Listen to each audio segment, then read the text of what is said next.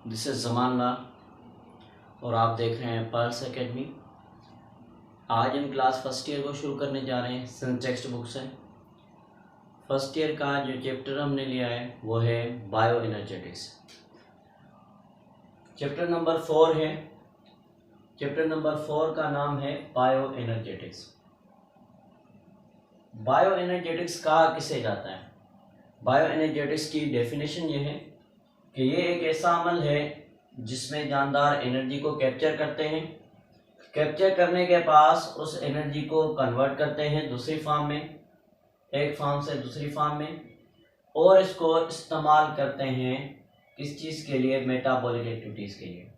ये जो पूरा प्रोसेस है, इस पूरे प्रोसेस को क्या कहा जाता है? इस पूरे प्रोसेस को कहा जाता है बायो एनर्जेटिक्स।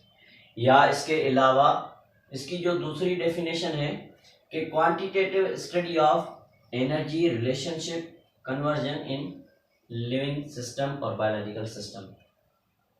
क्वांटिटेटिव स्टडी करते हैं किस चीज़ की? एनर्जी की। किस चीज़ के अंदर? बायोलॉजिकल सिस्टम के अंदर जो कन्वर्जन होती है इसकी।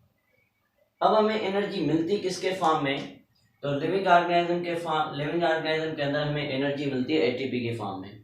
एटीपी क्या है? एटीपी एक जो है एनर्जी रिच मॉलिक्यूल होता है। ये एनर्जी रिच मॉलिक्यूल जो होता है एटीपी, इससे हमें एनर्जी मिलती किस मेथड से? तो ऑक्सीडेशन से। Oxidation of organic molecule. Organic molecules को जब ऑक्सीडाइज किया जाता है तो हमें एनर्जी मिलती है। अब इसके जो एनर्जी जो एटीपी जो बनने का जो प्रोसेस होता है इसको कहा जाता है फॉस्फोराइलेशन। फॉस्फोराइलेशन मतलब के फॉर्मेशन ऑफ एटीपी। एटीपी जो है हमें 3 तरीकों से मिलती है या 3 तरीकों से प्रोड्यूस की जाती है। पहला जो प्रोसेस है इसको कहा जाता है फोटोफॉस्फोराइलेशन। फोटोफॉस्फोराइलेशन क्या है? एक ऐसा अमल है जिसमें एटीपी हमें मिलती है लाइट एनर्जी के थ्रू। और ये कहाँ पे होता है प्रोसेस? तो ये वाला प्रोसेस हमारा होता है क्लोरोप्लास्ट के अंदर, फोटोसिंथेसिस के अंदर। इसमें क्या होता है, एक हमारे पास जो होता है एटीपी, एटीपी के साथ फास्फेट ऐड होगा, लेकिन उसके लिए हमें एनर्जी जो चाहिए वो एनर्जी हमारे पास कौन सी होगी? Light energy. और ये इसको किस फॉर्म में कन्वर्ट करेगी? ये इसको कन्वर्ट करेगी एटीपी के फॉर्म में। दूसरा जो मेथड है वो हमारे पास आता है ऑक्सीडेटिव फॉस्फोराइलेशन। ऑक्सीडेटिव फॉस्फोराइलेशन में क्या होता है? ये बेसिकली ऑक्सीडेशन ऑफ मॉलिक्यूल्स की वजह से होता है। ये कहाँ पे होता है प्रोसेस? तो ये वाला प्रोसेस हमारा होता है क्रिस्टल ऑफ माइटोकॉन्ड्रिया। माइटोकॉन्ड्रिया के जो हैं 2 हिस्से होते हैं, 2 मेम्ब्रेन होती है। फॉर सपोज करते हैं कि ये एक माइटोकॉन्ड्रिया का डायग्राम है। ये बाहर वाली मेम्ब्रेन आउटर और ये इनर वाली मेम्ब्रेन, इसके ऊपर ऐसे फोल्ड्स होते हैं। इन फोल्ड्स को क्या कहा जाता है? इन फोल्ड्स को कहा जाता है क्रिस्टल। तो ये वाले जो हमारे पास जो प्रोसेस होता है जिसको हम ऑक्सीडेटिव कह रहे हैं, ये इसके ऊपर होता है माइटोकॉन्ड्रिया के अंदर।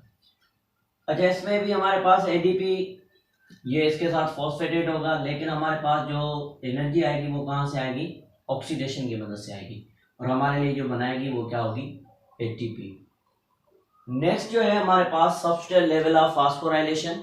ये सबस्ट्रेट लेवल ऑफ फॉस्फोराइलेशन हमारे पास ये कहाँ से आएगा? ये तो फॉस्फेट प्रोवाइड करेगी, सबस्ट्रेट कोई भी होगा जो फॉस्फेट प्रोवाइड करेगा, और उसके साथ एनर्जी दूसरे सब्सटेंस को, सबस्ट्रेट को। ये दोनों प्रोसेस ये हमें कहाँ से मिलेगी? एक तो ये हमें रेस्पिरेशन के अंदर और दूसरा फोटोसिंथेसिस के अंदर मिलती है। आगे जो टॉपिक है उसका नाम है फोटोसिंथेसिस। बेसिकली फोटोसिंथेसिस क्या है? ये एक ग्रीक वर्ड से लिया गया है। फोटो मीन्स के लाइट, साइंथिसिस मीन्स के टू प्रिपेयर और टू पुटिंग टुगेदर। ये क्या है? ये एक एनाबॉलिक प्रोसेस है। क्या है? एनाबॉलिक प्रोसेस है। एनाबॉलिक प्रोसेस में क्या होता है कि जिसमें जो है लाइट एनर्जी को कन्वर्ट किया जाता है किसमें? एनर्जी रिच कंपाउंड में, जिसको हम कहते हैं एटीपी। और दूसरा हमारे पास जो है एक और मॉलिक्यूल होता है, एक और कंपाउंड होता है जिसको हम कहते हैं NADPH। फिर ये जो क्या होता है, ये इसको कन्वर्ट करते हैं किसमें? ग्लूकोज में। तो बेसिकली सिंपल में कि लाइट एनर्जी को कन्वर्ट किया जाता है केमिकल एनर्जी में। ये वाला प्रोसेस हमारा कहलाता है फोटोसिंथेसिस। ये वाला प्रोसेस जो है कौन से जानदार कैरी करते हैं? जिनके पास क्लोरोफिल होता है। और क्लोरोफिल में ये कौन सी चीज़ें इस्तेमाल करते हैं? दो, एक तो वाटर, दूसरा कार्बन डाइऑक्साइड। उसके साथ साथ इनको लाइट एनर्जी की ज़रूरत पड़ेगी और ये लाइट एनर्जी इनको कन्वर्ट करवाएगी किस चीज़ में? ग्लूकोज में, जिसको हम कहते हैं केमिकल एनर्जी। हमारे पास क्या है? सबसे पहले हमें ये पता है कि लाइट क्या होती है। Light is a form of energy. ये एनर्जी का एक फॉर्म है। ये हमें किस सूरत में मिलती है? या तो वेव्स की फॉर्म में या तो पार्टिकल्स की फॉर्म में मिलती है। ये हमें क्या ये जो है इनकी जो पैकेट्स होते हैं इनको हम क्या कहते हैं? इनको हम कहते हैं फोटॉन। फोटॉन्स को एब्जॉर्ब कौन करता है? एब्जॉर्ब करते हैं पिगमेंट्स। कहाँ पे होते हैं? जब हम फोटोसाइंथिस आगे डिटेल में पढ़ेंगे तो वहां पे हमें पता चलेगा। थायराइड के अंदर होते हैं। अब इलेक्ट्रोमैग्नेटिक स्पेक्ट्रम ये क्या है? ये रेंज होती है हमारे इलेक्ट्रोमैग्नेटिक रेडिएशन की। कितनी? किधर से लेके किधर तक? 380 से लेकर 750 नैनोमीटर। ये हमारे पास क्या है? ये विजिबल लाइट होती है। अब हमारे पास क्या होता है कि जो पिगमेंट्स होते हैं वो डिफरेंट वेवलेंथ को एब्जॉर्ब करते हैं। तो ये जो होती है इफेक्टिवनेस, जो हमारे काम की जो होती है जो वेवलेंथ वो डिफरेंट होती है depending upon the different photosynthetic spectrum जो होते हैं आपके पिगमेंट्स होते हैं उनके हिसाब से। एक्शन स्पेक्ट्रम जो होते हैं वो हमारे फोटोसाइंथिस के कहलाते हैं। ये जो इफेक्टिवनेस होती है हमारी जो वेवलेंथ होती है लाइट की, ये कितनी गहरी हो उसकी वजह से जो है हमारे फोटोसाइंथिस के ऊपर क्या होता है? असरअंदाज होता है उसके काम के ऊपर। मोस्टली जो हमारे पास जो काम की है वो एक तो ब्लू होती है और दूसरी रेड होती है। ब्लू का नैनोमीटर क्या होता है? 400 नैनोमीटर और इसकी क्या होती है? 670 नैनोमीटर। ये ज़्यादा से ज़्यादा हमारे लिए काम की होती है इस चीज़ के लिए, for the process of photosynthesis. Next जो हमारे पास है वो है कि फोटोसिंथेटिक पिगमेंट्स। फोटोसिंथेटिक पिगमेंट्स, पहले तो हमें ये पता होना चाहिए कि पिगमेंट्स कहते किसे हैं। तो pigments are the parts of plants that absorbs visible light. और सब्सटेंसेस ये कहाँ पे होते हैं? ये हमारे जो हैं लीव्स के अंदर होते हैं, जहाँ पे फोटोसिंथेसिस होती है तो उनमें पाए जाते हैं। ये क्या करते हैं? ये एब्जॉर्ब करते हैं विजिबल लाइट को प्लांट्स के अंदर। डिफरेंट जो हमारे पास पिगमेंट्स होते हैं वो डिफरेंट वेवलेंथ को एब्जॉर्ब करते हैं। हमारे पास दो का जिक्र है, एक जो है हमारे पास क्लोरोफिल है और दूसरा हमारे पास कैरोटीनॉइड है। क्लोरोफिल की फर्दर जो है इनकी टाइप्स आती है, डिस्टिंग्विश किया गया, इनको अलग अलग किया गया। A chlorophyll A, B, C, D और ई। एक ही जो है इन दोनों का एम्पिरिकल फार्मूला दिया गया है, एक क्लोरोफिल ए का और दूसरा क्लोरोफिल बी का। क्लोरोफिल ए का फार्मूला क्या है? C57H72O5N4Mg। ये किसका है? ये क्लोरोफिल ए का है।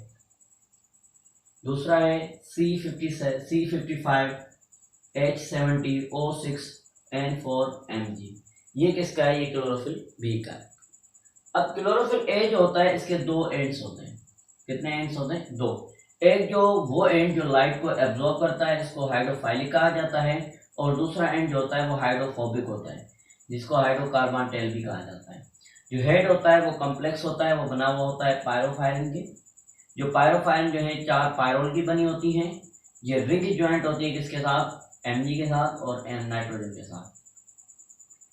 जो लॉन्ग हाइड्रोकार्बन होता है उसके पास जो है अटैच होती है एक आपकी पायरोल रिंग जिसको हम कहते हैं एसीटोन।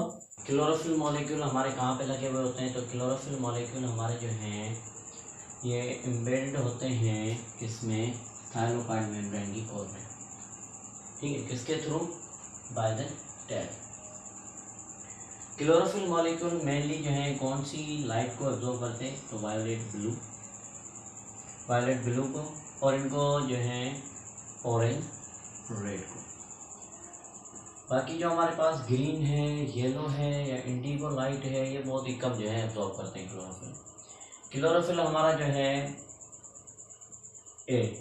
क्लोरोफिल ए जो है मोस्ट अबंडेंट होता है और इम्पॉर्टेंट पिगमेंट होता है। क्यों? क्योंकि डायरेक्टली पार्ट करता है किसमें? टेक्स प्लेस करता है किसमें? फोटोसाइंथिस में। कौन से रिएक्शन में? तो रिएक्शन इसका जो होता है वो कहलाता है light dependent reaction. Light dependent reaction वो होता है जिसमें लाइट एनर्जी की ज़रूरत होती है। अच्छा, ये जो स्पेक्ट्रम जो लाइट की जो एब्जॉर्ब कर सकता है क्लोरोफिल है वो 670 80, 90, 700 नैनोमीटर तक। दूसरे जो हमारे जो पिगमेंट्स हैं जिनको कहा जाता है केराटिनॉइड्स। केराटिनॉइड्स क्या करते हैं, ये जो है आपके पास कौन से पिगमेंट्स होते हैं, येलो, रेड से लेके ऑरेंज तक पिगमेंट्स होते हैं। ये लाइट कौन सी एब्जॉर्ब करते हैं, तो ये ब्लू और वायलेट लाइट। ये जो ब्रॉड स्पेक्ट्रम होता है इसका, ये हमारे लिए क्या करता है, ज़्यादा से ज़्यादा एनर्जी प्रोवाइड करता है। किस चीज़ के लिए, for the process of photosynthesis. क्या होता है कि एनर्जी इधर से ट्रांसफ़र होती है, जो हमारे क्लोरोफिल ए के पास जो जाती है या क्लोरोफिल बी के पास जो जाती है वो इधर से ट्रांसफ़र होती है। ये हमारे पास जो है एनर्जी ट्रांसफ़र होती है किस, कहाँ तक के लिए, लाइट रिएक्शन के लिए। तो होता है कि सबसे पहले लाइट एनर्जी केराटिनॉइड के पास आती है, केराटिनॉइड इसको क्लोरोफिल बी के पास ट्रांसफ़र करता है और क्लोरोफिल बी इसको किसके पास ट्रांसफ़र करता है, ये इसको क्लोरोफिल के। Role of photosynthetic pigments in absorption and conversion of, role of photosynthetic pigments in the absorption and conversion of light. जैसा कि हम ऑलरेडी पढ़कर आए कि जो हमारा क्लोरोफिल ए होता है और क्लोरोफिल बी, ये दोनों जो है एक स्पेक्ट्रम वाली लाइट को एब्जॉर्ब नहीं करते हैं। ये एक वाली एब्जॉर्ब नहीं कर सकते, तो इसकी वजह से डिफरेंट हमें स्पेक्ट्रम मिलते हैं लाइट के, तो उसकी वजह से रिएक्शन में हमें हेल्प आउट होती है और ज़्यादा। अगर हम बात करें क्लोरोफिल ए की, अच्छा ये एब्जॉर्प्शन में हमारे पास जो क्लोरोफिल ए है ये कौन सी लाइट को एब्जॉर्ब करता है, एक तो वायलेट और दूसरी ऑरेंज वायलेट। इनका जो रेंज होती है वो होती है 650 से लेके 700 नैनोमीटर तक। लेकिन जो क्लोरोफिल बी होता है ये कौन सी लाइट एब्जॉर्ब करता है, ये मोस्टली ब्लू लाइट एब्जॉर्ब करता है और येलो लाइट को। इसका जो नैनोमीटर होता है वो 450 टू 500 नैनोमीटर तक होता है। नेक्स्ट हमारे पास जो है बात वो है कि फोटोसिंथेटिक जो पिगमेंट्स होते हैं इनकी अरेंजमेंट होती है हमारे क्लोरोफिल के अंदर। हमारे पास जो है फोटोसिंथेटिक पिगमेंट्स की, इनमें एक हमारे पास होता है फोटोसिस्टम 1 और एक को कहते हैं फोटोसिस्टम 2। इनको शॉर्ट फॉर्म में PSV कहा जाता है।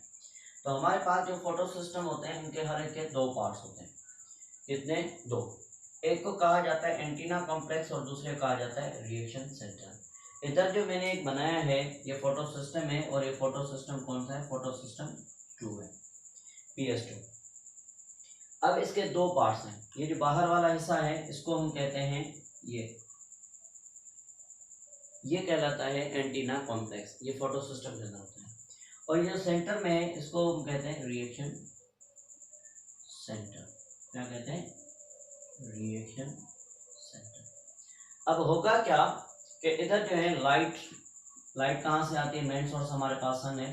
तो सन क्या करता है, फोटॉन्स की फॉर्म में हमारे पास लाइट आती है और ये लाइट कहाँ पे आएगी, ये लाइट आएगी हमारे एंटीना कॉम्प्लेक्स में। एंटीना कॉम्प्लेक्स में से इसमें से जंप करके आगे फिर जो है ये जाएगी रिएक्शन सेंटर में। जैसे रिएक्शन सेंटर में जाएगी तो ये जो दो इलेक्ट्रॉन्स है इसको एनर्जी मिलेगी, तो ये होंगे एक्साइट। क्या होंगे, एक्साइट होकर ये इधर से जो है मूव करेंगे और आ जाएंगे हमारे प्राइमरी इलेक्ट्रॉन एक्सेप्टर के पास। तो होगा क्या, इधर जो है दो इलेक्ट्रॉन का हो जाता है गैप। क्या हो जाता है, गैप। फिर जो है आगे जो है ये गैप कैसे कंप्लीट होता है, इधर हमारे पास वाटर का मॉलिक्यूल टूटता है और ये टूटता है, पानी का टूटना लाइट की मौजूदगी में, ये कहलाता है फोटोलाइसिस। क्या कहलाता है, फोटोलाइसिस। क्या होगा, इसमें से दो हाइड्रोजन अलग हो जाएंगे, एक हाइड्रोजन हमारे पास अलग हो जाएंगे और ऑक्सीजन अलग हो जाएगी। अब क्या होगा, ये जो हाइड्रोजन है ये एक हाइड्रोजन हमारे लिए प्रोवाइड करता है कितने, दो इलेक्ट्रॉन्स। कितने, दो इलेक्ट्रॉन। तो ये इलेक्ट्रॉन का गैप कौन फिल करवाता है, ये हमारे पास फोटोलाइसिस के थ्रू होता है। अब होगा क्या, इधर जो दो इलेक्ट्रॉन आए वो हमारे पास आगे इलेक्ट्रॉन ये ट्रांसपोर्ट चेन कहलाती है, इसमें चले जाते हैं, जिसको जो है PQ कहा जाता है, प्लास्टोक्विनिन। फिर आगे हमारे पास साइटोक्रोम BF, साइटोक्रोम कम्प्लेक्स कहलाता है। फिर वहाँ पे आएंगे, फिर इससे आगे और हमारे पास PC होता है, प्लास्टोसाइनिन। फिर हमारे पास जो है वो वहाँ से हमारे फोटोसिस्टम 1 में जाएंगे। अब ये जो प्रोसेस है ये कहाँ पे होता है, ये हमारे पास होता है थाइलाकोइड मेम्ब्रेन के अंदर। कहाँ पे होता है, थाइलाकोइड मेम्ब्रेन के अंदर फोटोसिंथेसिस के लाइट रिएक्शन में प्रोसेस होता है। इसकी वजह से होता क्या है, इसकी वजह से आगे चल के हमारे लिए वो है रोल ऑफ कार्बन डाइऑक्साइड। तो जो एंड प्रोडक्ट होती है फोटोसिंथेसिस की वो हमारे पास क्या होता है, ग्लूकोज होता है। तो ग्लूकोज में क्या क्या चीज़ें होती हैं, कार्बन होता है, हाइड्रोजन होता है और ऑक्सीजन होता है। कार्बन हमें कहाँ से मिली, कार्बन डाइऑक्साइड से मिली। ठीक है, ये प्रोवाइड किसको की जाती है, लाइट इंडिपेंडेंट रिएक्शन को, जिसमें लाइट की ज़रूरत नहीं होती, C3 साइकिल जिसको कहा जाता है। अच्छा, ये इंटर कहाँ से होती है, तो ये इंटर होती है हमारे पास स्मॉल ओपनिंग्स होती हैं प्लांट्स के लीव्स में, जिनको स्टोमेटा कहा जाता है। ये स्टोमेटा के थ्रू सेल के इसके प्लांट्स के लीव्स के अंदर इंटर होती है। नेक्स्ट हमारे पास है रोल ऑफ वाटर। तो वाटर हमारे लिए क्या प्रोवाइड करता है, पहली बात तो ये हाइड्रोजन प्रोवाइड करता है फोटोसिंथेसिस के लिए। 1930s में एक साइंटिस्ट आया था जिसका नाम था वॉन नेल। इसने एक हाइपोथेसिस दी थी। इसने हाइपोथेसिस दिया था कि पानी जो है प्लांट्स के अंदर टूटता है और ये हाइड्रोजन और ऑक्सीजन में प्रोड्यूस होता है। हाइड्रोजन जो है फोटोसिंथेसिस के लिए यूज़ की जाती है और ऑक्सीजन जो है रिलीज की जाती है एज अ बाय प्रोडक्ट। इसकी जो है हाइपोथेसिस थी वो बेसिकली किसके ऊपर बनी हुई थी, फोटोसिंथेटिक बैक्टीरिया के ऊपर। लेकिन फोटोसिंथेटिक बैक्टीरिया क्या रिलीज कर रहे थे, सल्फर रिलीज कर रहे थे ऑक्सीजन की जगह पे। ये जो है आगे चल के कंफर्म किया गया था 1940s में दूसरे साइंटिस्ट के थ्रू। किसकी मदद से, by radio labelling. Radio labelling में क्या किया गया था, एक ऑक्सीजन जो है उसको जो है 18 आइसोटोप से किया गया था लेबल, और पानी के साथ और कार्बन डाइऑक्साइड के साथ। तो हुआ ये कि इसके दो ग्रुप्स बने, एक ऐसा ग्रुप जिसमें पानी और कार्बन डाइऑक्साइड था, लेकिन जो कार्बन डाइऑक्साइड था पानी के साथ उसके पास नंबर क्या था, 80 आइसोटोप। जो दूसरा जो कार्बन डाइऑक्साइड के पास जो ऑक्सीजन था उसको आइसोटोप सिंपल से किया गया था, वो 16 था। अच्छा, इनमें जो सेकंड ग्रुप था प्लांट्स का वो क्या हुआ था कि उसको जो नॉर्मल ऑक्सीजन से किया गया था। नॉर्मल ऑक्सीजन कौन सा है हमारे पास, 16 वाला, जिसके पास वाटर होता है और 18 कार्बन डाइऑक्साइड, 18 ऑक्सीजन सॉरी। लेकिन इसने जब एंड रिजल्ट आई तो इनके अंदर जो है ऑक्सीजन के अंदर ऑक्सीजन जो है हमारे पास 80s वाली नहीं मिली थी शुगर के अंदर। कौन से में, कौन सा हमारा प्लांट था, सेकंड ग्रुप का। जबकि दूसरी तरफ जो है हमारे प्लांट जो सेकंड ग्रुप वाला था उसमें ऑक्सीजन गैस जो थी उसमें सिंपल ऑक्सीजन नहीं थी। कौन सी थी, 18 के साथ नहीं थी, तो इसके पास क्या था, शुगर में 80 ऑक्सीजन थी। ठीक है, तो ये था जो था कि इसके दो ग्रुप बनाए गए थे। ग्रुप वन में जो प्लांट्स थे उनको सप्लाई की गई थी कार्बन डाइऑक्साइड नॉर्मल के साथ, और जो वाटर था उसमें 18 ऑक्सीजन वाला आइसोटोप था। जब एंड प्रोडक्ट हमारे पास बनी तो ग्लूकोज बना, और उसके साथ हमारे पास जो बाय प्रोडक्ट बन रही है वो ऑक्सीजन बन रही है 80 आइसोटोप्स वाली। मतलब कि ये वाला ऑक्सीजन जो है ग्लूकोज में नहीं यूज हो रहा। लेकिन जो सेकंड ग्रुप बनाया गया उसमें क्या किया गया, कार्बन डाइऑक्साइड जो है 80 वाली ली गई और उसको नॉर्मल वाटर वाले ऑक्सीजन के साथ करवाया गया। तो रिजल्ट क्या मिली कि हमारे पास जो ऑक्सीजन आ रही है वो कहाँ से आ रही है, कार्बन डाइऑक्साइड से आ रही है, और हमें जो एंड प्रोडक्ट मिल रही है वो क्या थी, नॉर्मल ऑक्सीजन। ये क्लियर किया गया था कि क्या है, पानी जो है रॉ मटेरियल होता है किस चीज़ के लिए, फोटोसिंथेसिस के लिए। ये क्या करता है, NADP को रिड्यूस करता है NADPH2 में। ये NADPH2 होगा। अगर हम कहें इसको सिंपली NADP प्लस H, तो ये इसको जो है इस फॉर्म में रिड्यूस करता है। तो इधर हमारा फर्स्ट लेक्चर आज का कंप्लीट